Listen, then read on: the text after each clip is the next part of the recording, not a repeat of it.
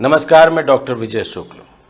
Iran को अगर सिर्फ एक मुल्क समझ लिया जाए तो यह वही पहली भूल है जिससे बड़े बड़े रणनीतिकार अपनी पूरी बाजी हार चुके हैं।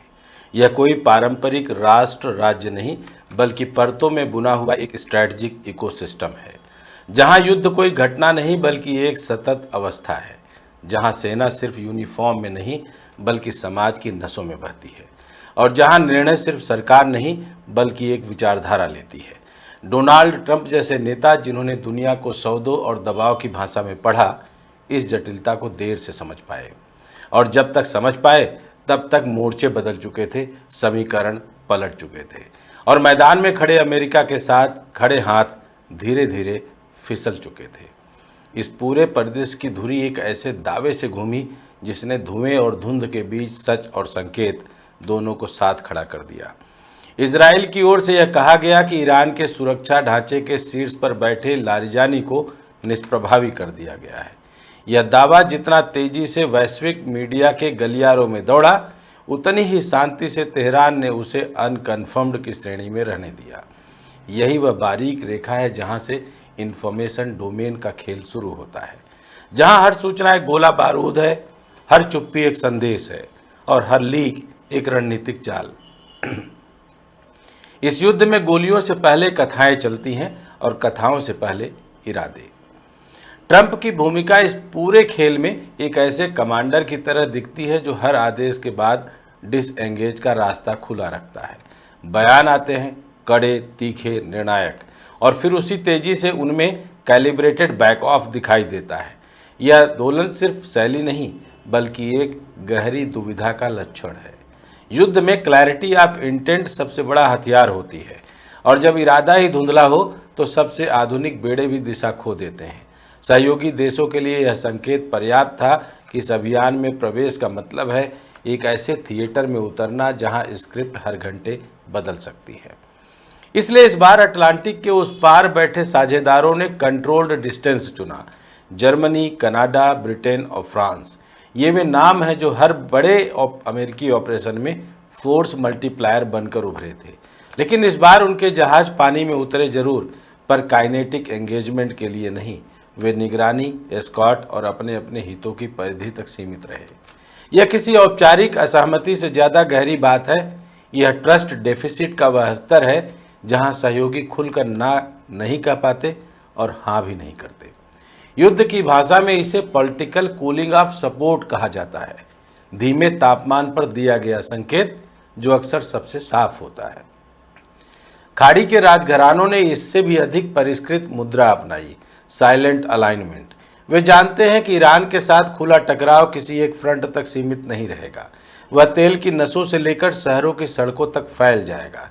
इसलिए उनकी भागीदारी ओवर द होराइजन रहती है, लॉजिस्टिक्स, इंटेलिजेंस, डिप्लोमेटिक कवर, पर फ्रंट लाइन पर झंडा नहीं। यह उस भूगोल की समझ है जहां हर कदम का प्रतिध्वनि कई सीमाओं तक सुनाई देता है, और यहीं से ईरान का असली प्रतिरूप उभरता है, एक ऐसा ढांचा जो पारंपरिक सैन्य तर्कों से परे जाकर काम करता है। इसकी नियमित सेना, आर्टिस, एक परिचित चेहरा है, सीमाएं, एयर डिफेंस, नौसैनिक गश्त। लेकिन इसके समानांतर चलने वाला ढांचा, रिवोल्यूशनरी गार्ड, वह नस है जहां से असली पल्स चलती है। यह सिर्फ एक फोर्स नहीं बल्कि एक ऑपरेशनल फिलॉसफी है जिसमें मिसाइल कार्यक्रम, ड्रोन स्वार्म, साइबर वेक्टर और बाहरी नेटवर्क सब एक ही छत के नीचे सांस लेते हैं, और इस छत के नीचे 31 प्रांतों में फैली कमांड संरचना एक ऐसी ग्रिड बनाती है जहां हर इलाका अपने आप में एक माइक्रो थिएटर है, स्वायत्त, तत्पर और स्थानीय भूगोल से गहराई से जुड़ा हुआ। इस ग्रिड की सबसे सूक्ष्म परत है बसीज, एक ऐसी नागरिक सैन्य परंपरा जो जरूरत पड़ने पर समाज को मोबिलाइजेबल फोर्स में बदल देती है। यह वह इलाका है जहां युद्ध सिर्फ सीमाओं पर नहीं रहता, वह शहरों, कस्बों और मोहल्लों में भी प्रवेश कर जाता है। इस तरह का ढांचा किसी भी बाहरी शक्ति के लिए एक अंतहीन एंगेजमेंट मैट्रिक्स बनाता है, जहां हर सफलता के बाद एक नया मोर्चा खुलता है, हर बढ़त के साथ एक नई थकान जुड़ती है। ईरान की रणनीति का केंद्रीय सूत्र है एस्केलेशन का वितरण, यानी युद्ध को एक जगह केंद्रित न रहने देना बल्कि उसे कई दिशाओं में फैलाना। यही कारण है कि उसकी बाहरी परिधि लेबनान, यमन, इराक, सीरिया, एक एक्सटेंडेड ऑपरेशनल डेप्थ का काम करती हैं। यहाँ से आने वाले संकेत, दबाव और हमले सीधे सीधे एक देश से नहीं बल्कि एक नेटवर्क से आते हैं। यह प्रॉक्सी शब्द से भी आगे की चीज़ है। यह एक ऐसा तंत्र है जिसमें हर नोड अपने अपने समय पर सक्रिय होकर समूचे समीकरण को प्रभावित करता है। इस पूरी व्यवस्था का सबसे संवेदनशील लीवर है होर्मुज का जलडमरू मध्य। यह सिर्फ एक समुद्री मार्ग नहीं बल्कि वैश्विक अर्थव्यवस्था की धड़कन है।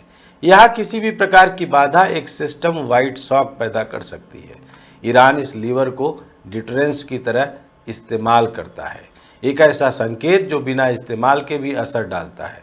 जब दुनिया का ऊर्जा प्रवाह एक संकीर्ण गलियारे से गुजरता है तो उस गलियारे की सुरक्षा खुद एक हथियार बन जाती है।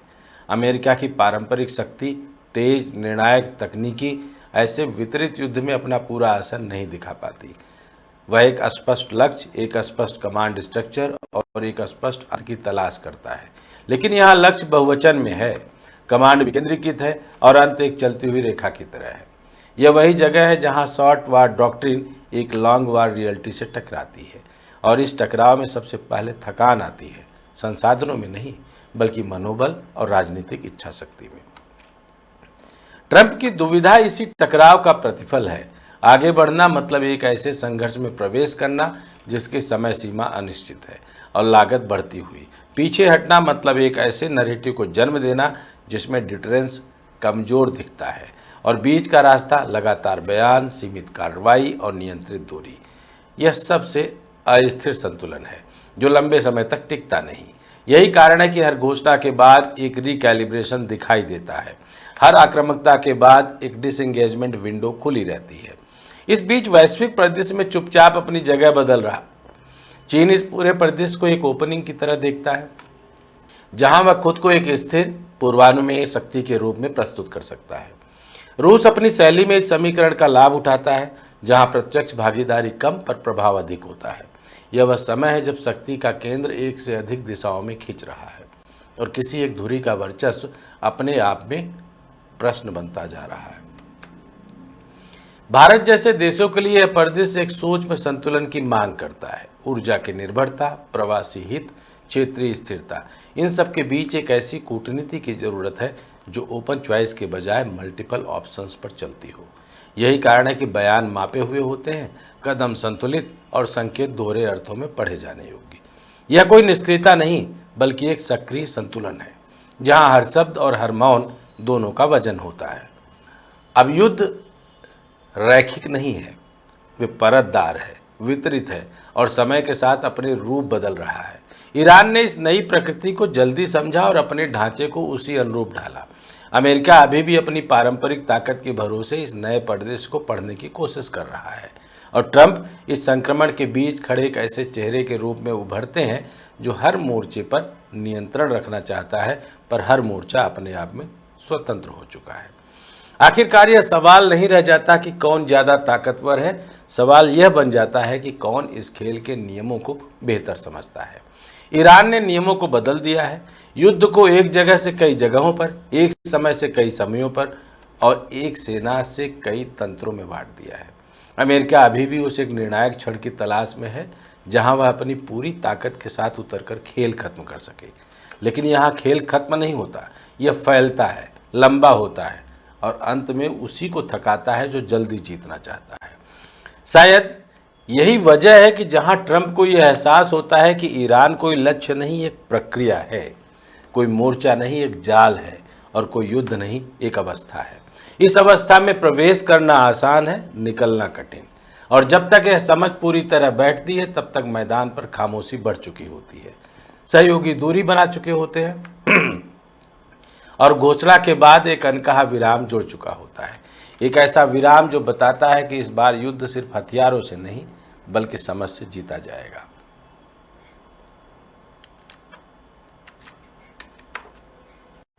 अगर आपको लगता है कि ईरान के इस युद्ध में अमेरिका या यूं कहें ट्रंप बिल्कुल समझ नहीं पा रहे हैं कि क्या होने वाला है, तो अपनी राय जरूर रखें।